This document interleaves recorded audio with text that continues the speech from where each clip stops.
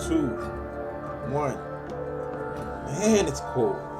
Now I'm playing, guys. It's Isaac here. How you guys doing? Today I got a RuneScape video content on the new updates, and the new updates is on none other than the new skill called Necromancy. Okay, so I'm gonna go through this very briefly with you guys. We're just gonna see basically what it's about. So what's happening on May 30th, we'll finally be giving you your first ever look at Necromancy. We had to bold this because we're still not over the fact we finally get to talk about it. In our first look video debuting live on YouTube, the team behind our latest skill will unveil the core pillars of the Necromancy skill experience along some first ever gameplay.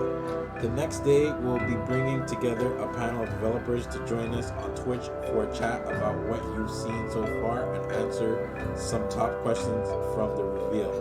After that first look, we'll be giving you an even deeper look inside Necromancy as development of the skill enters its closing phase. Our goal leading up to the release is to give you the most detailed look at a new skill ever, but balanced with enough secrecy to make sure the day one experience remains special. For the eagle eye among you, you may notice we did add one little tidbit in the development update. Not only will you be getting a fully fledged, complete new skill later this year, but Necromancy launch will also begin a whole new season of content themed around Necromancy. We're really excited to build on the learning of our content season to deliver even more Necromancy goodness beyond the release of the skill. Alright guys, so that's Necromancy for you guys. So it says here, reveal Necromancy May 30th, update max cash limit, event double XP live, and also coming up spring, early summer, Woodcutter's Grove, Dead and Buried quests, community hit lists, game jam releases, and the beach event.